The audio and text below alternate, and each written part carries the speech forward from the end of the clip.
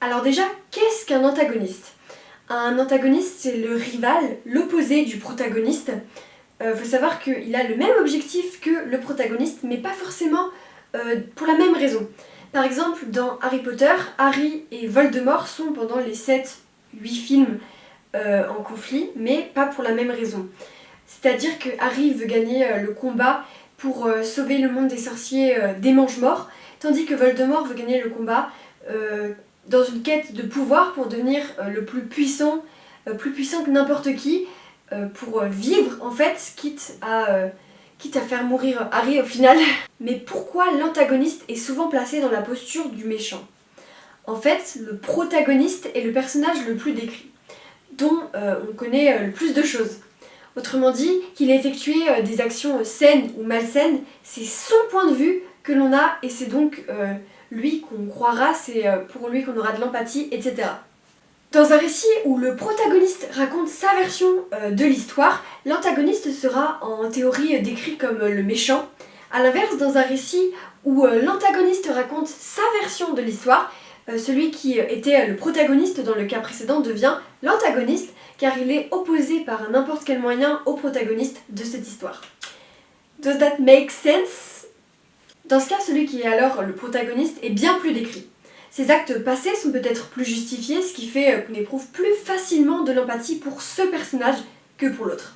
Pour conclure cette première partie, ce qu'il faut retenir, c'est que dans la majorité des cas, c'est du côté du protagoniste que l'on se placera, qu'il soit gentil ou méchant, car son personnage est bien plus développé que celui de l'antagoniste. En plus, dans un récit, le héros, donc le protagoniste, a systématiquement un objectif, qu'il soit physique ou psychologique.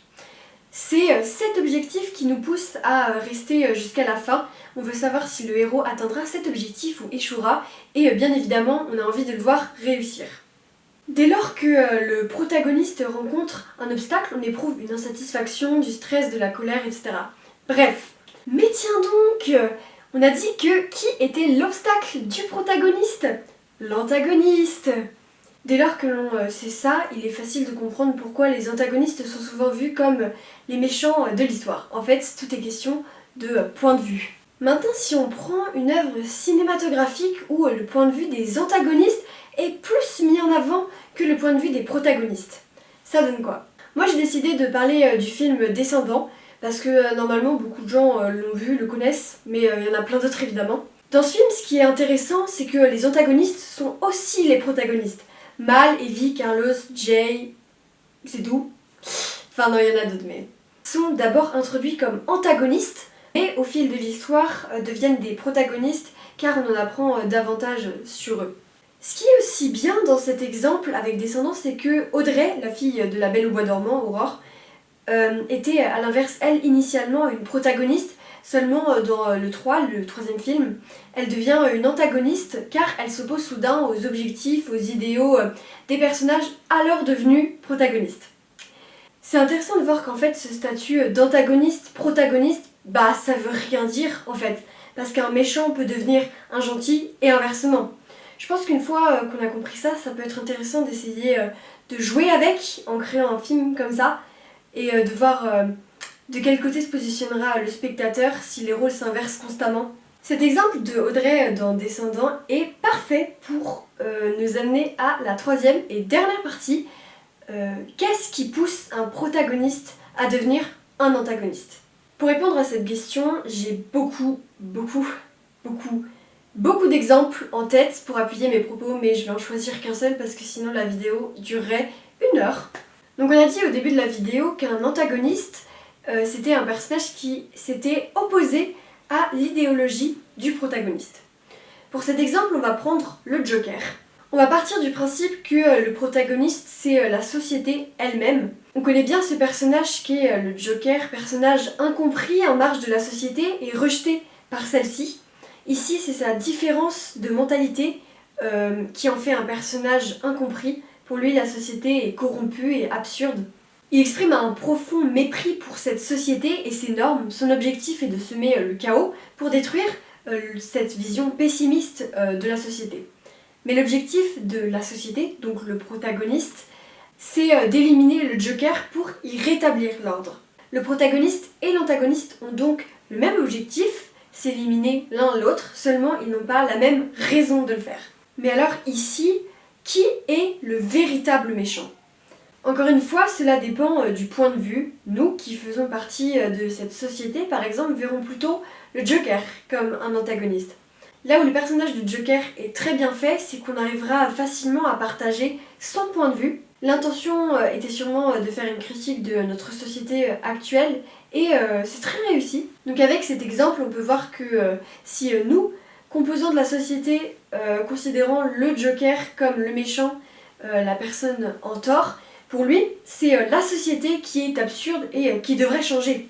C'est donc parce qu'on observe également ce phénomène en politique avec une divergence des opinions qui n'est en fait qu'une simple question de point de vue encore et encore. Au final, personne n'a raison, personne n'a tort, c'est à chacun de décider de quel côté on veut être.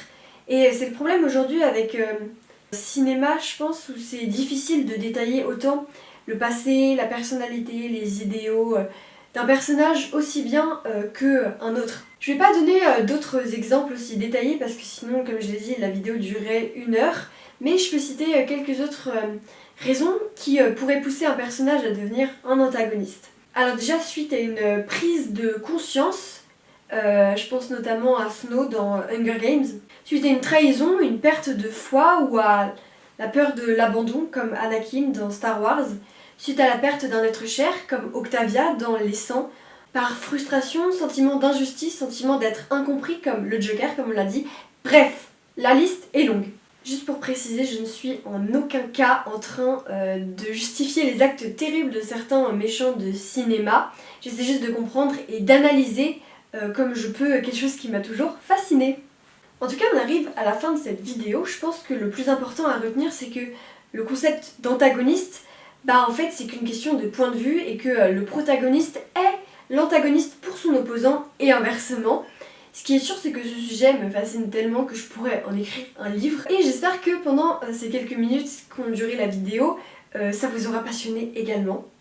Sur ce, je vous dis au revoir et à bientôt, je l'espère. I never go to sleep when I'm supposed to. Fall a little further than most do. I never went to bed on time, didn't turn out fine at the peak where I'm close to. Have I lost my mind?